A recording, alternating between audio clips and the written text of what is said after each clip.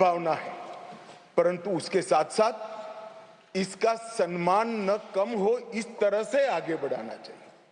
अधिकार देना और अधिकार सम्मान के साथ देना, दोनों में बड़ा फर्क है। इसलिए कमजोर और वंचित वर्ग के जगह अन्य पिछड़ा वर्ग, ये नामकरण बहुत महत्वपूर्ण है। ये दोनों चीजों को ढेर सारे प्रतिपक्ष के सदस्यों ने अलग अलग तरीके से थोड़ा कम आंकने की प्रयास भी किया। किसी ने कहा कि पहले से हो रहा था, किसी ने कहा कि सिर्फ नाम बदल रहा है। मैं इन सभी को कहना चाहता हूं कि अगर हमें पिछड़ा वर्ग के लोगों के प्रति जरा भी संवेदना है तो नाम के साथ उनका सम्मान जुड़ा है, वो जरूर देखना। नाम के साथ सम्मान जुड़ा है, वो वही लोग देख पाते हैं जो उनका उत्कर्ष अपने भाई समझकर, अपने से पीछे रह गए भाई समझकर संवेदना के साथ उंगली पकड़कर आगे बढ़ाना चाहते हैं। वो लोग इसका नाम नहीं समझ सकते जो इसका वोट बैंक के नाते उपयोग कर कर, अच्छे लच्छेदार भाषण देकर राजनीति में वोट प्राप्त करने का जरिया और साधन समझते हैं। नरेंद्र मोदी जी ऐसे नेता हैं जो स्वयं एक गरीब से गरीब घर में जन्म लेकर आज देश के प्रधानमंत्री बने हैं। वो पिछड़ों का दर्द भी जानते हैं, वो गरीब का दर्द भी जानते हैं। और जब इनके आगे बढ़ाने की बात होती है तब कई बार तो मान्यवर मदद की जगह सम्मान के मायने बड़े होते हैं। मदद से ज्यादा व्यक्ति का सम्मान उसके सेल्फ कॉन्फिडेंस को, उसके आत्मविश्वास को और उसके गौरव को सम्मानित करता है, बढ़ाता है, जो उसके जीवन में आगे बढ़ने का कारण होता है। मैं इसलिए कह रहा हूं कि ढेर सारे सदस्यों के भाषण मैंने सुने भी है, पढ़े भी है मेरी चैम्बर में। ये भाव सिर्फ नाम बदलने से क्या होता है वो समझाने के लिए मैं कह रहा हूं। मान्यवर, आज जो बिल लेकर आया हूं, ये बिल के बारे में मैं थोड़ी पृष्ठभूमि भी बताना चाहता हूं। जम्मू कश्मीर में हम सब जानते हैं, जब महाराजा हरि सिंह जी ने भारतीय संघ के साथ इनके विलय का निर्णय किया, उस वक्त से लेकर अब तक कई सारे उतार चढ़ाव हुए। 80 के दशक के बाद आतंकवाद का एक दौर भी आया और वो बड़ा भयावह दृश्य था। पीढ़ियों से, सदियों से जो लोग अपनी भूमि पर रहते थे, अपना देश समझकर रहते थे, अपनी जन्मभूमि समझकर रहते थे, वो मूल समेत उखड़ गए माने। और किसी ने इनकी केयर नहीं करी, इनकी चिंता भी नहीं करी, ना इसको रोकने का प्रयास किया। और कई बार तो मान्यवर रोकने की जिनकी जिम्मेदारी थी वो इंग्लैंड में वैकेशन कर रहे थे। मैं नाम देना नहीं चाहता। और फिर कहते हमने कुर्बानी दी।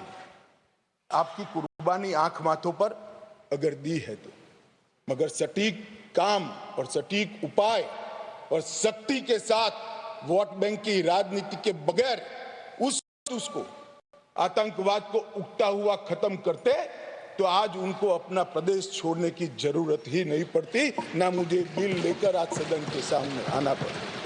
मान्यवर, जब ये विस्थापित हुए तब देश के अन्य हिस्सों में, अपने ही देश में शरणार्थी बनकर उनको जाना पड़ा। दिल्ली, बेंगलुरु, पुणे, अहमदाबाद, चेन्नई, न जाने कहां कहां गए।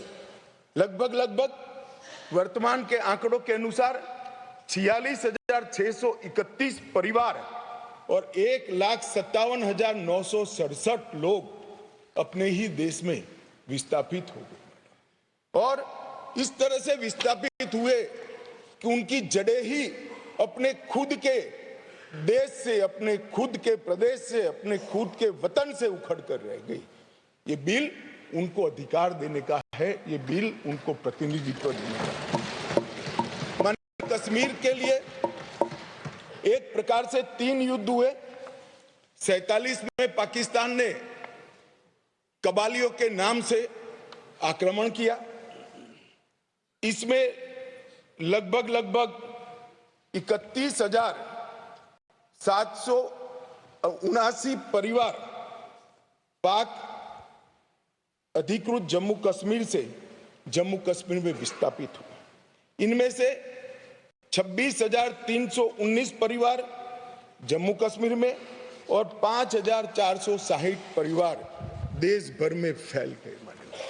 वो पाकिस्तान के हमले के शिकार थे।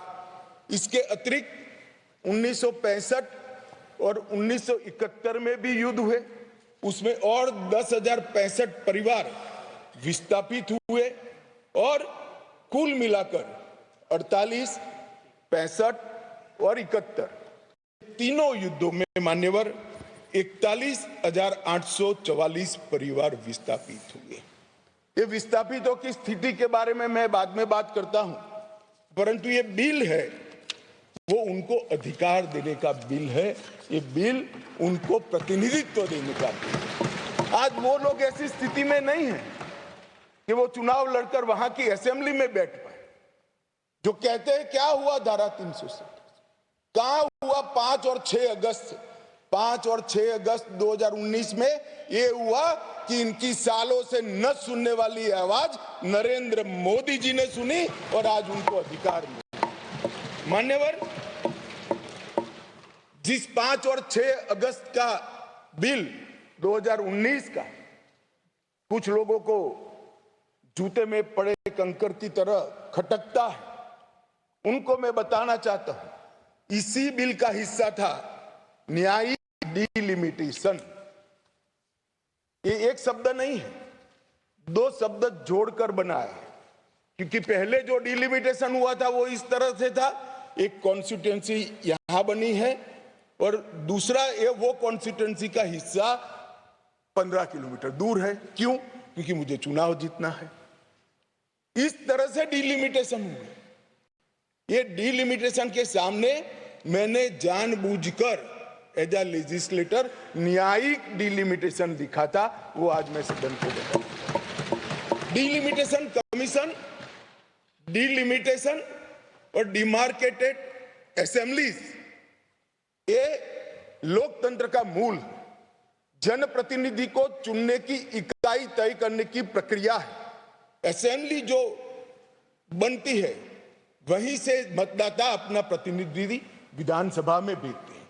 अगर डिलिमिटेशन की प्रक्रिया ही पवित्र नहीं है तो लोकतंत्र कभी पवित्र नहीं रह सकता मान्यवर। इसलिए इस बिल के अंदर हमने व्यवस्था करी थी कि डिलिमिटेशन, न्यायिक डिलिमिटेशन फिर से किया जाएगा और सभी की सुनवाई हुई। डिलिमिटेशन कमीशन जम्मू कश्मीर में सब जगह पे गया, अंतिम जिले से लेकर पहले जिले तक सब जगह घूमे।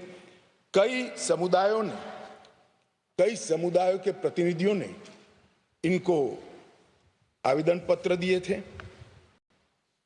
पाक ऑक्यूपाई कश्मीर से आए हुए लोगों ने भी दिए थे और कश्मीर घाटी से भागकर जम्मू में शरण लेने वाले लोगों ने और कश्मीर घाटी से भागकर देश भर में फैले हुए कश्मीरियों ने भी आवेदन दिए थे कि हमारा प्रतिनिधित्व का कोई डिलिमिटेशन कमीशन संज्ञान ले।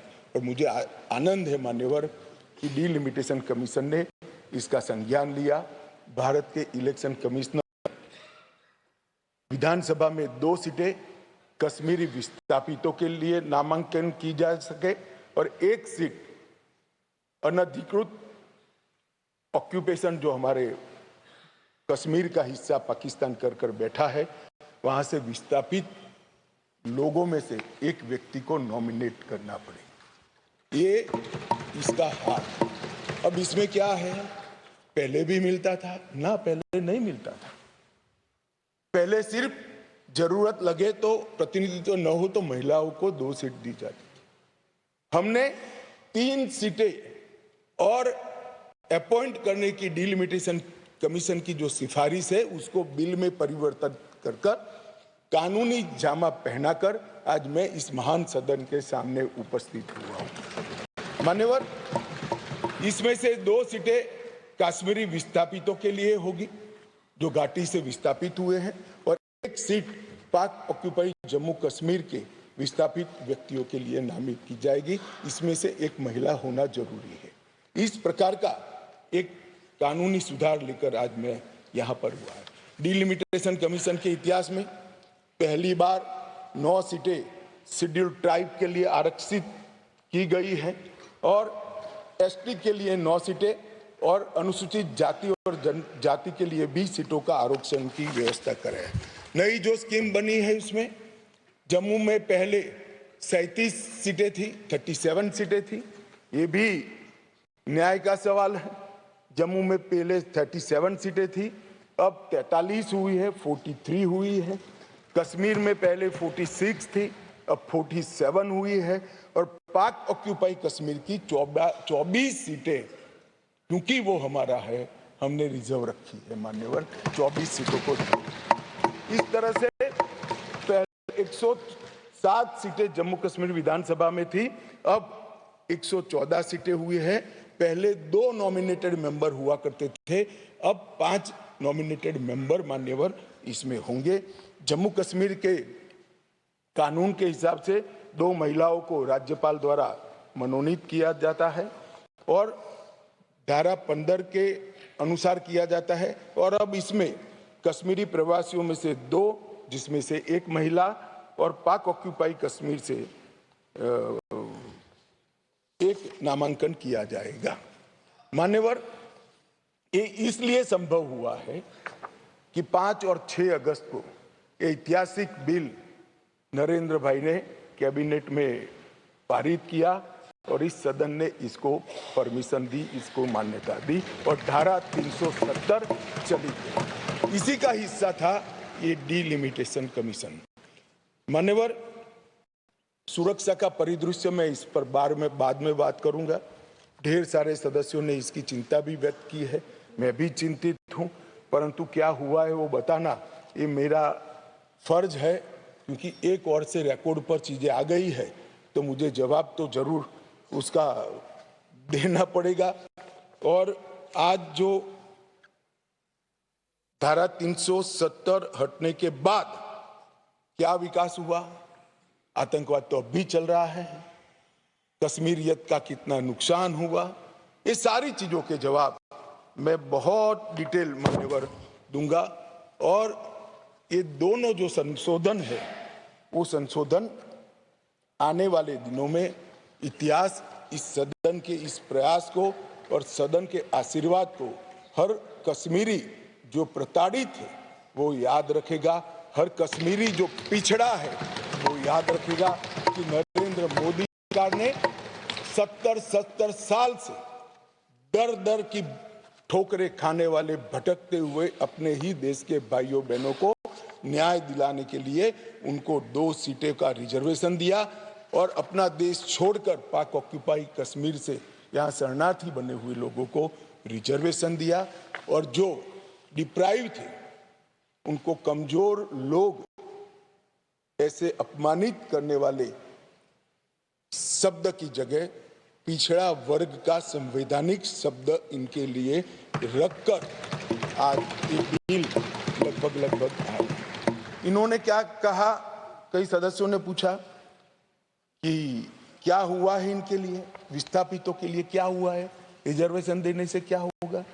रिजर्वेशन देने से उनकी आवाज कश्मीर की विधानसभा में गूंजेगी और फिर कोई ऐसी स्थिति करना जाएगा तो नहीं रोके, क्योंकि उनकी आवाज वहां। मान्यवर, इसके अलावे 5675 कश्मीरी विस्थापित परिवार आज रोजगार पैकेज का फायदा उठा रहे हैं। ऐसे कर्मचारियों के लिए 6000 फ्लैट बनाने का प्रोजेक्ट था जो नहीं समाप्त हुआ, 14 से शुरू हुआ, मगर अब राष्ट्रपति शासन डालने के बाद लगभग 880 फ्लैट्स बन गए हैं और उनको हैंडओवर करने की प्रक्रिया चालू है। इनकी ऑनलाइन शिकायत लेकर इसके निवारण का पोर्टल भी मान्यवर शुरू कर दिया गया है। और एक बहुत महत्वपूर्ण कानून, जो लोग कहते हैं, मैं कश्मीर के जो सांसद बैठे हैं उनको विशेष रूप से कहना चाहता हूं, क्या हुआ जो कहते हैं इनको बताना चाहता हूं। मान्यवर, जब आतंकवाद चालू हुआ, निशाना बनाकर सबको भगाना शुरू हुआ, घड़ियाली आंसू बहाने वाले तो मैंने बहुत देखे, शब्दों से अच्छे तरीके से सांत्वना देने वाले मैंने बहुत नेता देखे हैं, मगर नरेंद्र मोदी एकमात्र व्यक्ति ऐसा है जिन्होंने इनके आंसू साथ अर्थ में पोंछने का काम किया। मान्यवर, उनकी पीड़ा का हम कल्पना नहीं कर सकते, जो करोड़ों रुपए का प्रॉपर्टी वहां छोड़कर जान बचाने के लिए कहीं बेंगलुरु, कहीं अहमदाबाद, कहीं दिल्ली, कहीं जम्मू में जाकर कैंप में रहे हैं, अपने स्तर से बहुत नीचे जीवन जी रहे हैं। इनकी पीड़ा की कल्पना हम नहीं कर सकते बाकी के देश के हिस्से में रहकर, मगर जब वहां से भागे वो, करोड़ों रुपए की संपत्ति किसी ने कब्जा ली। कब्जा लेने के बाद कहा कि अब तुझे कुछ नहीं मिलेगा, मैं जो देता हूं वो ले लो। औने पौने दाम में करोड़ों रुपए की संपत्ति एक प्रकार से छीन ली गई और प्रशासन चुपचाप बैठा, कोई कदम नहीं उठाए। और मान्यवर, हमने इसका रास्ता ढूंढा, नया कानून बनाया और वो रिट्रोस्पेक्टिव इफेक्ट से उनको वापस देने का काम भारतीय जनता पार्टी की नरेंद्र मोदी सरकार। ये पूछते हैं क्या हुआ था वो भी बताया, और अब क्या हुआ वो भी बताया।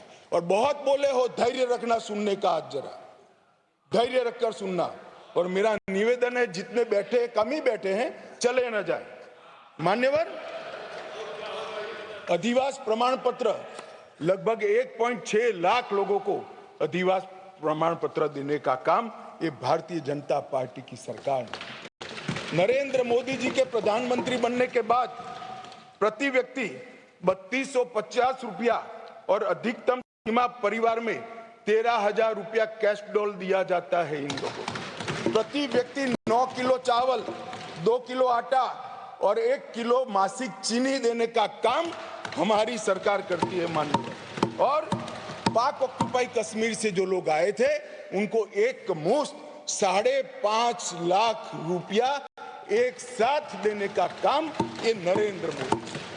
जो लोग कहते थे कि क्या हुआ, आप तो मूल से ही कटे हो साहब, मूल के साथ संपर्क ही नहीं, कैसे मालूम पड़ेगा बदलाव क्या हुआ है।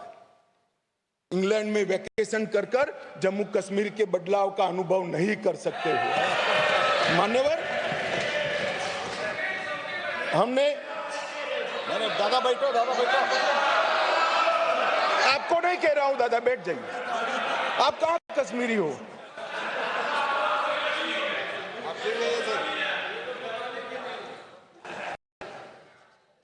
मान्यवर, एक बैकवर्ड क्लास कमीशन बनाया गया, बहुत सहभागिता का अप्रोच बैकवर्ड क्लास कमीशन ने लिया। हितधारकों के साथ कई दौर का बैठक के किया, 198 प्रतिनिधिमंडल और 16,000 लोगों को की सुनवाई हुई। 750 दिन ये प्रक्रिया चली। सभी 20 डिस्ट्रिक्ट में जाकर ये सुनवाई की गई और लगभग 26,000 से ज्यादा पोस्ट में मिली हुई लिखित अर्जियों को भी संज्ञान में ले लिया गया। और जम्मू कश्मीर आरक्षण अधिनियम, इसके अंदर सुधार करने का अभी जो आया है उसमें से एक मूल तत्व, बाकी के 2 बिल तो ST department, schedule tribe department और पिछड़ा वर्ग डिपार्टमेंट लेकर आएंगे, मगर अभी एक तत्वतः फेरफार किया है, बदलाव किया है। जो मसूदी साहब कहते थे कि पहले भी था, हाँ था, पहले था, परंतु कमजोर वर्गों के लिए था। इसकी जगह संवैधानिक नाम अन्य पिछड़ा वर्ग देकर उनका सम्मान करने का काम नरेंद्र मोदी जी। यहां कांग्रेस के ढेर सारे मित्र बैकवर्ड क्लास करते हैं। कुछ नेता होते हैं जिनको हाथ में कुछ लिखकर पकड़ा लो तो 6 महीने नया कागज ना आए तब वही बोलते रहे वही बोलते रहे, backward classes, backward classes, backward classes, backward classes. भाई पहले आपका इतिहास तो देखो।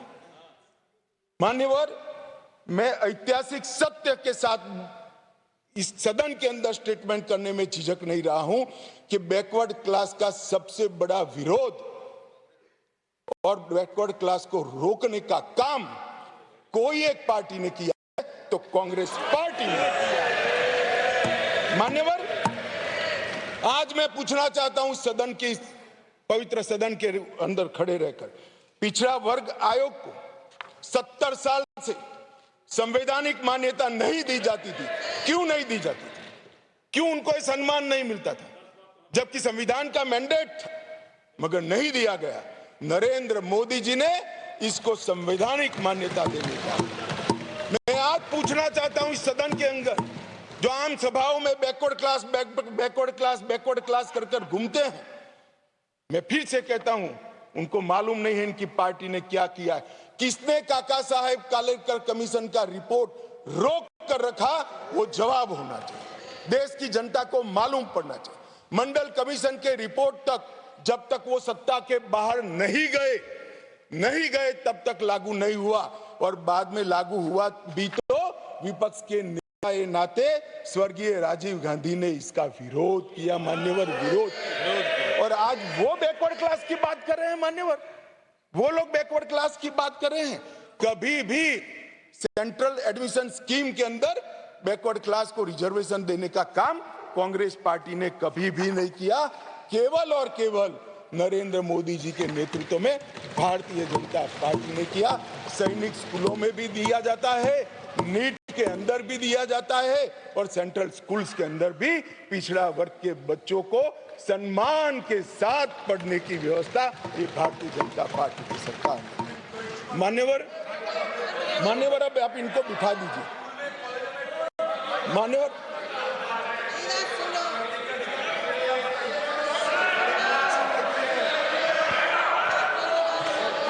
मान्यवर, अब तक डिप्राइव लोगों की बात करते हैं। अब तक ईडब्ल्यूएस, इकोनॉमी का रूप से पिछड़े लोगों को आरक्षण देने की बात कभी नहीं सोची गई। पहली बार नरेंद्र मोदी जी ने अनारक्षित जातियों के गरीब बच्चों को 10% रिजर्वेशन देने का काम। और मान्यवर, आज ये नामकरण में भिन्नता से क्या होता है इनको मालूम नहीं है। इनको मालूम नहीं है। मानो मेरी माँ का नाम कुसुम है, मैं उसको कुसुम बोलता हूँ और माँ कहता हूँ।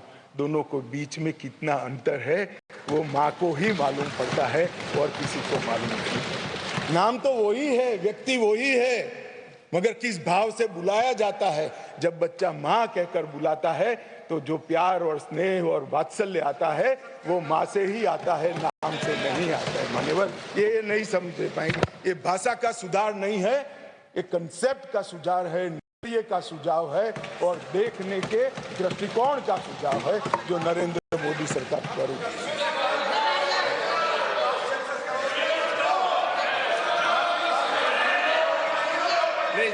प्लीज।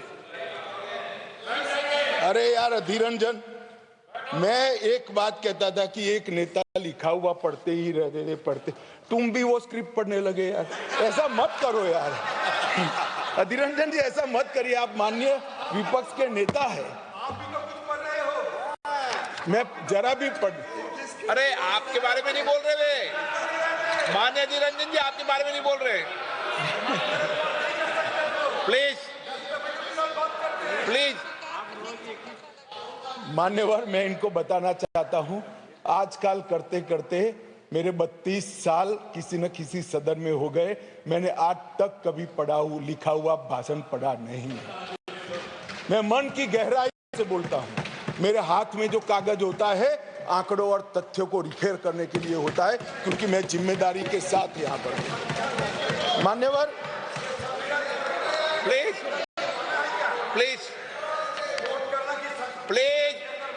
माननीय सदस्य, प्लीज। मान्यवर, ये विधेयक ये विधेयक नरेंद्र मोदी सरकार ने, देश के प्रधानमंत्री नरेंद्र मोदी जी ने देश में लाए हुए सैकड़ों सकारात्मक और परिवर्तनकारी प्रगतिशील परिवर्तनों की कड़ी में एक और मोती जोड़ने का काम ये विधेयक करेगा और इसलिए मैं आज इस सदन के आशीर्वाद मांगने आया हूं। मान्यवर, कुछ सदस्यों ने बात के अंदर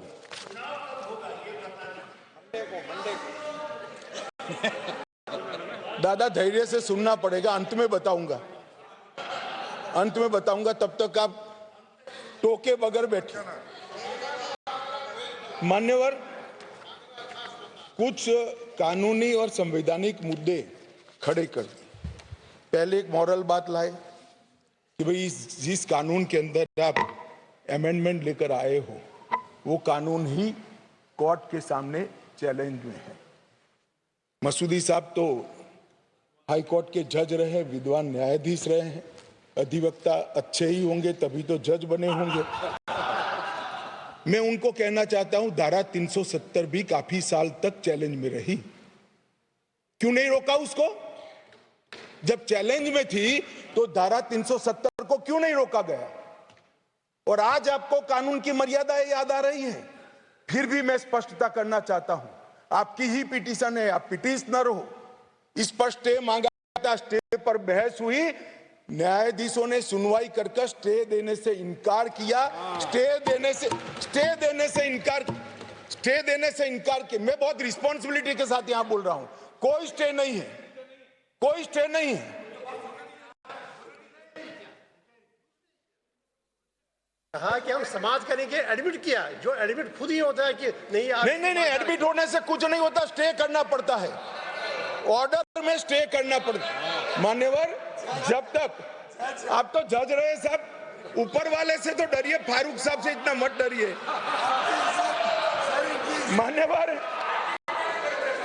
मान्यवर, पिटीशन एडमिट होने से को डराता नहीं, फिर भी डरते हैं, बोलिए। मेरा काम डराना नहीं है, आप लोगों का काम है डराना, हम डराते नहीं। मान्यवर, कहा है उसका जवाब मैं आपके बाद दूंगा। नहीं दे सकते आप, नियमों के अनुसार नहीं दे सकते। मान्यवर, जब कोई भी पिटीशन सुप्रीम कोर्ट के सामने जाता है, अगर सुप्रीम कोर्ट उसको स्टे नहीं देता है तो तब तक यथास्थिति बनती है, और यथास्थिति ये है कि राष्ट्रपति महोदय ने इसको कानून को बनाने का काम पूर्ण कर दिया है। ये यथास्थिति है, इसके लिए मैं इसके अंदर अमेंडमेंट लेकर किसी भी समय पर आ सकता हूं। और ये जो है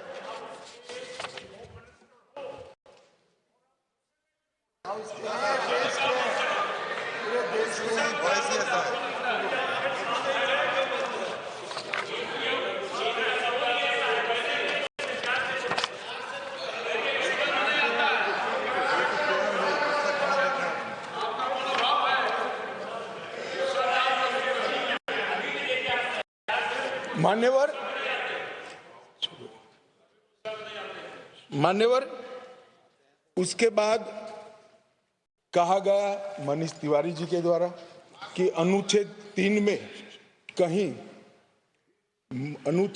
में कहीं पर भी यूटी का प्रावधान नहीं है। अब मैं मान्यवर, कोई कंफ्यूजन नहीं रहना चाहिए, बहुत बड़ी बात माननीय सदस्य ने करी है। मैं अनुच्छेद 3 इस सदन में पढ़ना चाहता हूं। नए राज्यों का निर्माण और वर्तमान राज्यों के क्षेत्रों, सीमाओं या नामों में परिवर्तन, ये अनुच्छेद का मूल चीज है। इसके अंदर आगे किसी राज्य में उसका राज्य क्षेत्र अलग करने अथवा 2 या अधिक राज्यों को या राज्यों के भागों को मिलाकर अथवा किसी राज्य क्षेत्र को किसी राज्य के भाग के साथ मिलाकर नए राज्य का निर्माण देश की संसद कर पाएगी। अब इन्होंने कहा यूटी नहीं है, यूटी का इसमें प्रोविजन नहीं है, मगर शायद उन्होंने पूरा पढ़ा नहीं या जानबूझकर आगे उन्होंने सदन को बताया नहीं। इसी के नीचे आर्टिकल 3 के नीचे ही स्पष्टीकरण है इस अनुच्छेद के खंड क से ड में, जिसमें सारी चीजें आता है, राज्य के अंतर्गत संघ राज्य क्षेत्र समाहित है। तो वहां पर राज्य मीन्स संघ राज्य क्षेत्र अपने आप हो जाता है। तो ये इनको मैं मनीष जी को थोड़ा स्पष्टता करना चाहता हूं कि इतना बड़ा गैरकानूनी काम कम से कम नरेंद्र मोदी सरकार नहीं कर सकती। ये कोई इंदिरा गांधी की सरकार नहीं है जो इस प्रकार के कानून लेकर आए। भाई अभी बहस नहीं हो सकती, बाद में मैं आपको सवाल, बाद में आपको मौका दूंगा क्वेश्चन पूछने का, अभी बैठ जाइए। मैं बाद में आपको,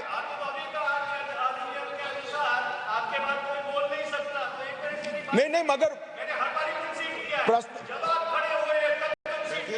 देखिए मनीष जी, मैं प्रश्न ले सकता हूं। मैं महोदय को अभी कहता हूं, बाद में मनीष जी का प्रश्न।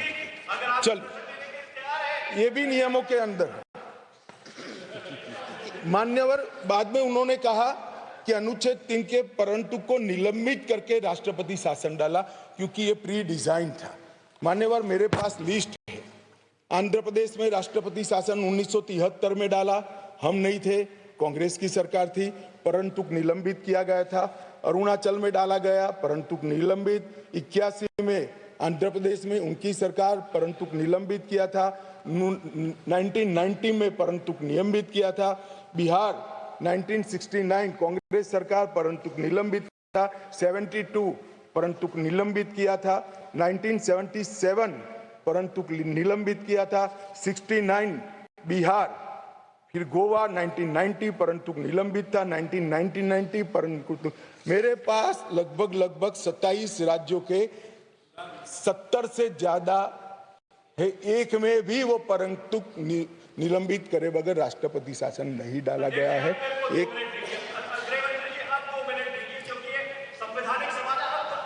एक मिनट मानिए, ऐसे टाइम तो मैं दूंगा ना, प्लीज। मान्यवर, मैंने कहा उनको मैं जवाब सवाल पूछने दूंगा, वो क्यों इतने विचलित हो रहे हैं? मेरे पास भी 7 प्रेसिडेंशियल नोटिफिकेशन, उन 6 प्रेसिडेंशियल नोटिफिकेशन की जो लैंग्वेज है वो एक है और जम्मू कश्मीर के प्रेसिडेंशियल नोटिफिकेशन की लैंग्वेज अलग है। मैं आपको अभी डेमोन्स्ट्रेट कर सकता हूं, मैं अभी पढ़ के सुनाता हूं, मैं अभी पढ़ के सुनाता हूं। बहस ही नहीं है, लैंग्वेज क्या है?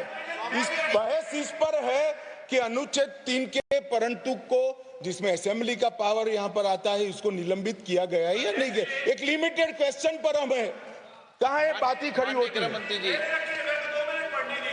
नो, माननीय अध्यक्ष जी, मुझे संरक्षण दीजिए, ऐसे नहीं हो सकता बिल का जवाब।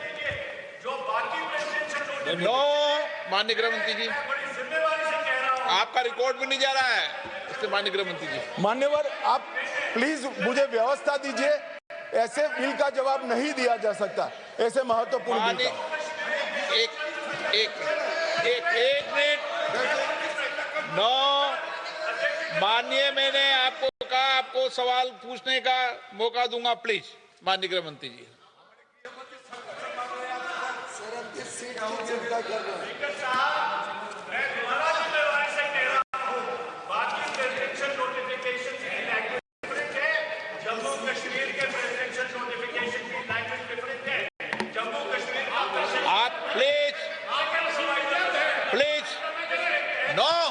माननीय राम कृपाल जी प्लीज, माननीय मनीष तिवारी जी प्लीज। मान्यवर, ढेर सारे सदस्यों ने जम्मू कश्मीर में आतंकवाद की चिंता का जिक्र किया, वो चिंतित भी थे। अच्छी बात है, चिंता हो रही है, होनी भी चाहिए, सभी को होनी चाहिए। उन्होंने सीधा इसको आर्टिकल 370 को निरस्त करने से जोड़ा। उन्होंने क्या हुआ, अब भी आतंकवाद चल रहा है। उन्होंने क्या हुआ, अभी कुछ दिन पहले सेना के कुछ जवान शहीद हो गए, ऑफिसर प्लीज, ऑफिसर जवान शहीद हो गए, कुछ घटनाएं भी हुई। मान्यवर, किसी ने भी नहीं कहा था कि आर्टिकल 370 जाने के बाद कश्मीर में आतंकवाद समाप्त हो जाएगा। सुनिए ना, सुनिए, अरे भाई सुनो ना, मैंने कहा था आतंकवाद का मूल आर्टिकल 370 के कारण खड़ा हुआ अलगाववाद की भावना है। आर्टिकल 370 जाने से अलगाववाद में बहुत बड़ी कमी आने वाली है और इसके कारण आतंकवादी भावनाओं में कमी आएगी। रिकॉर्ड की बात है भाई। अब मैं बताता हूं मान्यवर, 1994 से 2004, इसमें शासन पर मैं नहीं जा रहा, कालखंड बोल रहा हूं, कई शासन आए हैं। टोटल आतंकवाद की कुल घटनाएं 40,164 हुई। छोटी छोटी घटनाएं भी है, कुछ बड़ी भी है। 2004 से 14 मनमोहन सिंह सोनिया जी के शासन का समय आतंकवाद की घटनाएं 7,217 हुई, 7,270, और नरेंद्र मोदी सरकार में 14 से 23 तक सिर्फ 2,000 हुई। 70% की कमी आई है। और मैं थोड़ा और एक्सप्लेन करना मांगता हूं कि ये जो 2,197 आई है, इसमें से एक घटना का जिक्र है। 65% घटनाएं पुलिस की गई कार्यवाही के कारण अकर हुई है।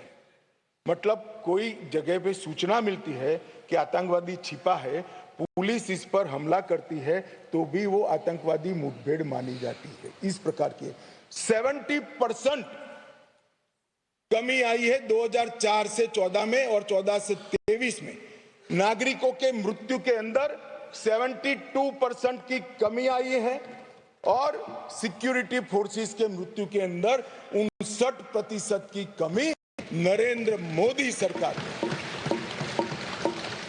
इसलिए मैं कहता हूं, मैं ठीक ही कहता था, अलगाववाद की भावना का मूल, उसका उद्भव स्थान आर्टिकल 370 है, वो जाएगा। अलगाववाद की भावना भी over a period of time खत्म होगी और आतंकवाद भी खत्म। और कल पथराव की बात करते, मैंने 2 साल लिए हैं साहब। 2010 2654 पथराव की घटनाएं हुई थी 2010 में। 2023 में 0, एक भी पथराववाद की। ऑर्गेनाइज हड़ताल जो कॉल देकर, पाकिस्तान से कॉल देते थे इनके आका, और कश्मीर की वैली और जम्मू बंद हो जाते थे। 132 ऑर्गेनाइज हड़तालें हुई थी 2023 में, एक भी हड़ताल नहीं, एक भी बंद नहीं। मान्यवर, पथराव में नागरिकों की मृत्यु 2010 में 112 हुई थी, 23 में क्योंकि पथरावी नहीं हुआ है, नो इंजर्ड नो डेथ। मान्यवर, सिक्योरिटी फोर्सेस पथराव के कारण 6,235 हुए थे इंजर्ड सिक्योरिटी फोर्सेस, और इस बार क्योंकि पथरावी नहीं हुआ है, 0 इंजर्ड है। क्या बदला हुआ है? इनको मैं कहता हूं क्या बदला हुआ है? अरे इसी सदन में रहकर सारी मर्यादाएं तोड़कर अगर धारा 370 खत्म हुई तो खून की नदियां बह जाएगी कहते थे। खून की नदियां छोड़ो, कंकड़ चलाने की हिम्मत नहीं है किसी की। इस तरह की व्यवस्था भारतीय जनता पार्टी की सरकार। और मान्यवर, सीज फायर के वायोलेशन की घटना 2010 में एक साल में 70, 2023 में 2, घुसपैठ 2010 में 489, 2023 में सिर्फ 48। आतंकवादी मारे गए 112 मारे गए थे, कुल मिलाकर एवरेज निकाल दे तो 278 आतंकवादी मारे गए हमारे। मान्यवर, वापिस लौट गए, पहले 18 वापिस लौटे थे, अब 281 वापिस लौट गए। पाकिस्तान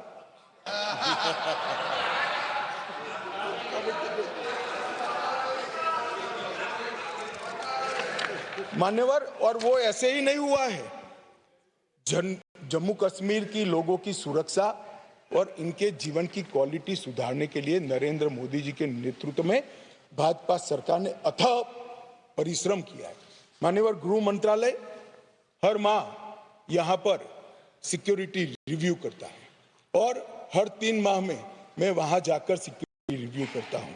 मान्यवर, एक जीरो टेरर प्लान बनाया गया है जिसको हमने इम्प्लीमेंटेशन में लाया है। 3 साल से वो प्लान एक्शन में है। मुझे पूरा भरोसा है मान्यवर कि 24 के बाद फिर से मोदी जी आने वाले हैं। 26 आते आते जीरो टेरर प्लान 100% इम्प्लीमेंट होगा। मान्यवर, इसके साथ साथ कंप्लीट एरिया डोमिनेशन का प्लान बनाया है, वो भी 2026 तक समाप्त हो जाएगा। और पहले सिर्फ टेररिस्टों को मारते थे, हमने इसकी इकोसिस्टम को खत्म किया है। इसके साथ साथ टेरर फाइनेंस पर इकोसिस्टम को खत्म करने के लिए केस किए। एनआईए ने 32 केस किए, जिसमें कुछ पार्टियां बड़ा अरण्य रुदन कर रही है, हाय तौबा कर रही है। क्यों केस हो रहे हैं? क्यों इसलिए केस हो रहे हैं कि पाकिस्तान से पैसा आ रहा है, ये परमिटेड नहीं है, ये नरेंद्र मोदी सरकार है, ये नहीं चाहिए। एनआईए द्वारा 32 केस हुए, एसआईए द्वारा 51 केस हुए, 83 केस टेरर फंडिंग और फाइनेंस के हुए हैं। लगभग 229 अरेस्ट हुए हैं। 150 करोड़ की मूल्य की 57 प्रॉपर्टी को सीज कर नीलामी के लिए कोर्ट के सामने दस्तावेज रख दिए गए और 134 बैंक अकाउंट सील किए, जिसमें 122 करोड़ रुपया सीज हुआ है और 5.5 करोड़ रुपया कैश हुआ है। और मान्यवर कहते थे क्या फर्क पड़ा है? अब्दुल्ला साहब बैठे थे। अब्दुल्ला साहब, आप जब मुख्यमंत्री पद छोड़े तब से लेकर मोदी जी प्रधानमंत्री बने तब तक 19 तक जम्मू कश्मीर में थिएटर नहीं चलते थे। पूरे देश को मालूम ही नहीं है, जम्मू कश्मीर में थिएटर नहीं चलते थे। धारा 370 खत्म होने के बाद 2021 में जम्मू कश्मीर में पहला थिएटर शुरू हुआ। 30 साल के बाद क्या परिवर्तन हुआ है पूछते हैं, इसलिए मैं कह रहा हूं कि ये परिवर्तन हुआ है। श्रीनगर में एक मल्टीप्लेक्स बना, पुलवामा, शोपिया, बारामूला, हंदवाड़ा 4 नए थिएटर खुले। 100 से अधिक फिल्मों की शूटिंग शुरू हो गई। जो फारूक साहब ने अंतिम देखा होगा, बाद में नहीं देखा होगा किसी ने, अब शूटिंग शुरू हो गई है। और लगभग 100 मूवी थिएटरों के लिए बैंक लोन के प्रस्ताव आज बैंक में पेंडिंग। ये मान्यवर इंडिकेटर है, थिएटर खोलने की स्थिति ही नहीं थी। क्यों बंद करने पड़े थे मुझे बताओ ना। ऐसा तो है नहीं कि जम्मू कश्मीर में कोई थिएटर पिक्चर देखना नहीं चाहता है, आराम से देखे जाते थे, मगर बंद करने पड़े थे। मान्यवर, लगभग कहते थे कि क्या हुआ था कि 370 खत्म करना पड़ा। 45,000 लोगों की मृत्यु हुई है और मैं मानता हूं ये 45,000 लोगों की मृत्यु की जिम्मेदार ये धारा 370 थी, जो नरेंद्र मोदी ने उखाड़ कर फेंक दिया। मान्यवर, ढेर सारे परिवर्तन जो पूछते हैं क्या हुआ, मैं इसका जवाब देने के लिए खड़ा हूं। मान्यवर, जम्मू कश्मीर और लद्दाख को पहले एक अलग संविधान, अलग ध्वज और एक जमाने में अलग राजधानी, 2 राजधानियां हुआ करती थी। श्यामा प्रसाद मुखर्जी जी ने जिस उद्देश्य के लिए जान दी थी, कुछ सदस्यों ने इसको पॉलिटिकल नारा कहा। ये पॉलिटिकल नारा नहीं है, ये देश की इच्छा थी। इस देश में 2 संविधान न हो, 2 प्रधानमंत्री न हो और 2 झंडे न हो। देश का झंडा, देश का निशान एक ही होना चाहिए, एक ही निशान के तले देश है। और कुछ सदस्यों ने कहा हमसे वादा किया गया था। वादा किससे किया था? अंग्रेजों ने जो स्कीम बनाई थी आजादी के वक्त, कांग्रेस ने जिस स्कीम को अप्रूव किया, उसमें पूरा अधिकार महाराजा का था। देश भर में कहीं तो पब्लिक को नहीं पूछा गया। क्यों जम्मू कश्मीर में पूछना? और मैं वादे की भी बात करता हूं। चलो मान लेते हैं हमारे संविधान निर्माताओं ने वादा किया था, मगर आप आधा अधूरा पढ़ते हो, इसलिए कंफ्यूजन होता है। इसके अंदर आर्टिकल 370 के अंदर ऊपर टेम्पररी प्रोविजन लिखा गया है। टेम्पररी का मतलब क्या होता है? आजीवन अधिकार हो गया। ना जी, कब का जाना चाहिए था, हिम्मत नहीं थी। नरेंद्र मोदी जी ने हिम्मत करी और धारा 370 को समाप्त। कोई वादा खिलाफी नहीं। एक स्पिरिट जो संविधान का था कि आर्टिकल 370 टेम्पररी है, ये टेम्पररी का दिन ही नहीं आता था। मोदी जी ने 5 अगस्त को वो दिन ला दिया और टेम्पररी था वो चला गया। मान्यवर, पहली बार कश्मीरी, डोगरी, हिंदी और अंग्रेजी और उर्दू को राज्य की आधिकारिक भाषाएं बनाई। मान्यवर, राइट टू एजुकेशन एक्ट पहली बार, उसकी चर्चा होगी तब बताऊंगा, बैठ जाइए।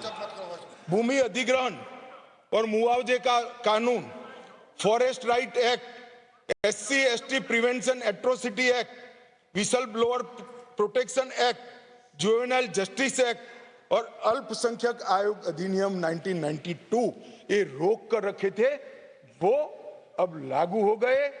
असेंबली वहां की 6 साल की बना कर रखी थी, अब वो भी 5 साल की हो गई और बड़े बदलाव हुए। मगर मैं आज कहना चाहता हूं, हम भी गए थे लाल चौक पर तिरंगा फहराने के लिए, रोक दिया था मोदी जी और हमारे उस वक्त के अध्यक्ष मुरली मनोहर जी गए और लाल चौक में तिरंगा फहराया था। मान्यवर, तिरंगा फहराने के लिए जद्दोजहद करनी पड़ती थी। आज हर घर तिरंगा, घाटी का एक भी घर ऐसा नहीं था जहां पर तिरंगा न फहरे।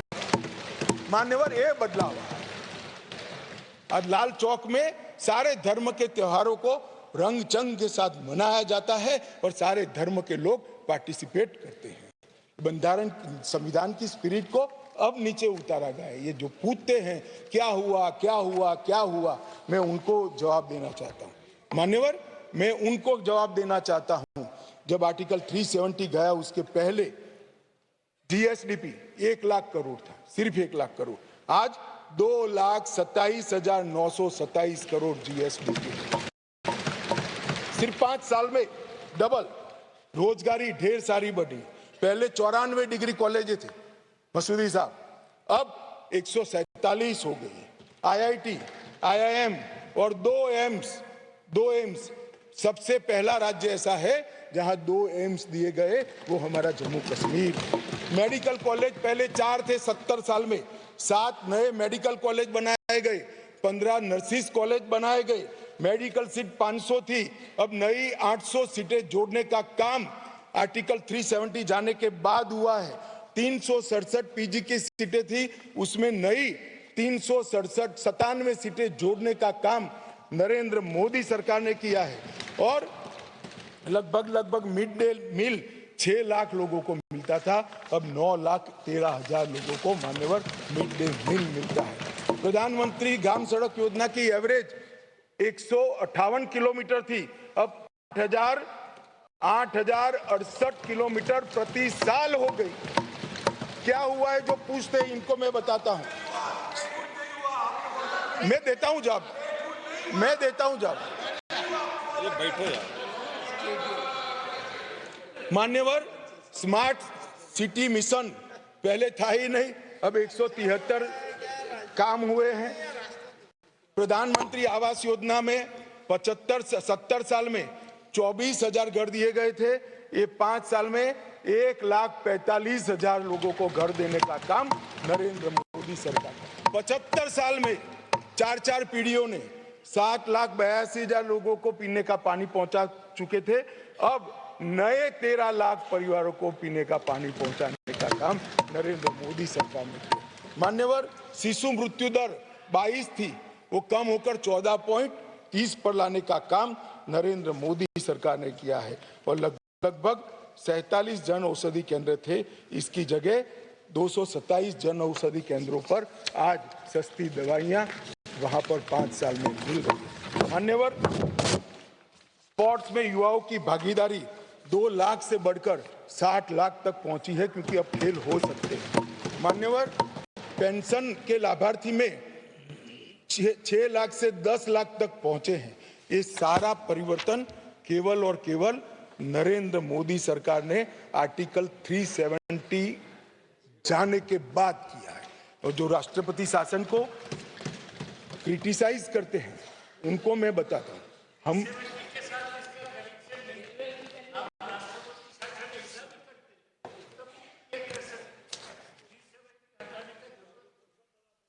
बैठिए। दादा आप कई बार बंगाल में पहुंच जाते हुए यहाँ बैठे हुए 370 के कारण आतंकवाद घटा है।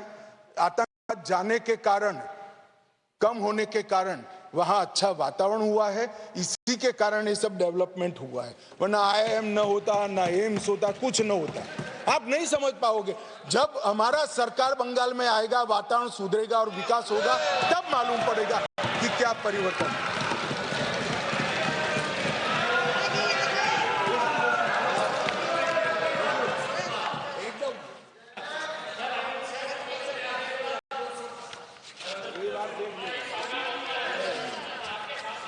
मान्यवर प्रेमचंद्रन जी ने यहां से किसी सदस्य ने कहा, एक शब्द प्रयोग पर बहुत बड़ी आपत्ति की। मैं वो शब्द प्रयोग की अनुमोदन करने के लिए आज मेरी बात कहना चाहता हूं। मैं वो शब्द प्रयोग को सपोर्ट करना चाहता हूं। वो शब्द प्रयोग था नेहरूवियन ब्लंडर। नेहरू के समय में जो ब्लंडर हुआ था, के कारण कश्मीर को भुगतना पड़ा।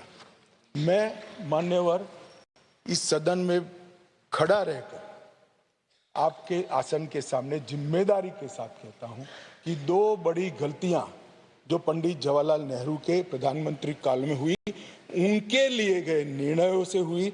इसके कारण सालों तक कश्मीर ने सहन करना पड़ा। एक सबसे बड़ी गलती, जब हमारी सेना जीत रही थी, पंजाब का एरिया आते ही सीज फायर कर दिया गया और पाक ऑक्यूपाई कश्मीर का जन्म हुआ। अगर सीज फायर 3 दिन लेट होता तो पाक ऑक्यूपाई कश्मीर आज भारत का हिस्सा। एक ये चर्चा में करेंगे उस दिन, बैठ जाओ।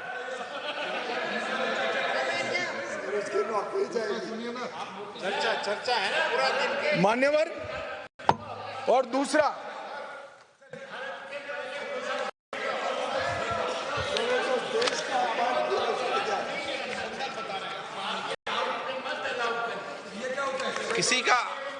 किसी का अपमान नहीं करे, संदर्भ बता रहे हो तो हिस्टोरिकल फैक्ट है। बैठो, बैठ जाइए। उस समय हमारी देश में सारे हमारी फौज कंट्रोल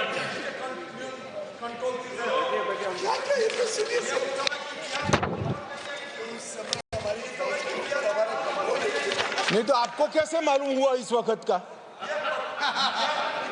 मान्यवर अभी तो एक ही का है, दूसरा तो सुने।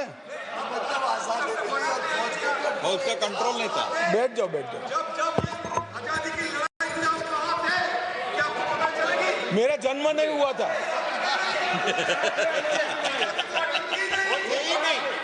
मान्यवर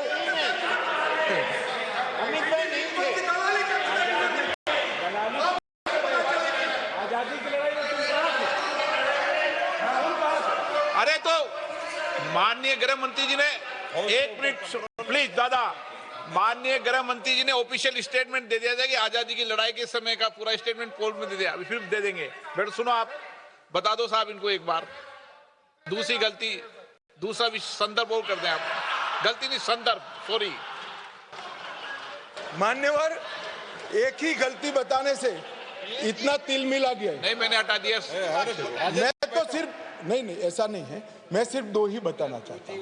एक, पूरा कश्मीर जीते बगैर सीज फायर कर लिया, और दूसरा, UN के अंदर हमारे मसले को ले जाने की बहुत बड़ी गलती की। मान्यवर, मैं एक कोट अनकोट पढ़ना चाहता हूं। मैंने बहुत सावधानी से आपके द्वारा उठाए गए बिंदुओं को देखा। एक पत्र का हिस्सा है। मैंने बहुत सावधानी से आपके द्वारा उठाए गए बिंदुओं को देखा है, लेकिन मुझे डर है कि मेरे विचार आपके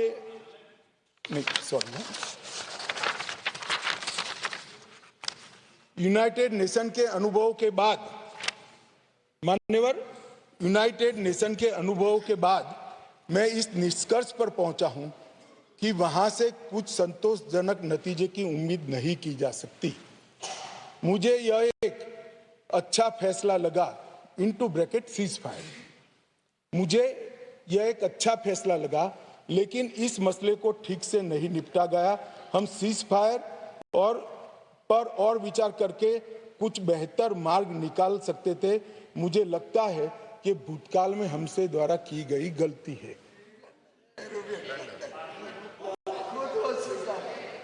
इसमें आपत्ति है?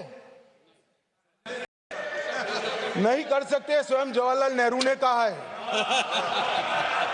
अब मुझे क्या कह रहे हो? नेहरू ने स्वयं कहा है। मैं रेफरेंस भी दे देता हूं। Nehru memorial museum and library, Jawaharlal Nehru collection, JNSG 143 के अंदर स्वयं जवाहरलाल नेहरू का शेख अब्दुल्ला जी को लिखा हुआ पत्र के, ये मेरी गलती थी। मैं सब किसी को कोट नहीं कर रहा।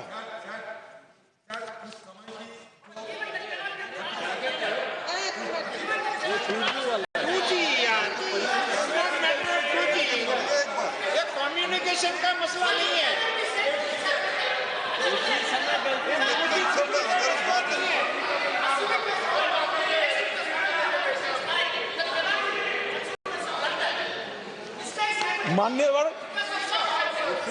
मान्यवर मिस्टेक बोल रहे उसको, इतना बड़ा कांड हो गया, देश की भूमि गई, उसी को लगता है मिस्टेक।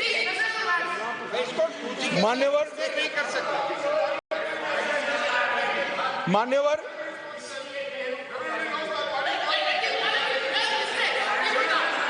सर ये सोचिए, भूमि चली गई, मिस्टेक बोलता है, ब्लंडर। मान्यवर, अरे यार ये नेहरू जी ने लिखा है, सूरज समझते नहीं हो? अनुवाद हो रहा है या नहीं हो रहा है अंदर? ये नेहरू जी ने कहा है, मैंने नहीं कहा है। माने मैं तो नेहरू जी का कोट पढ़ रहा हूँ, क्यों गुस्से हो रहे हैं मुझ पर? गुस्सा होना है तो नेहरू जी पर होना चाहिए। ये उनका कोट है, मुझ पर गुस्से हो रहे हैं। राजा मेरी तो समझ में ही नहीं आता है।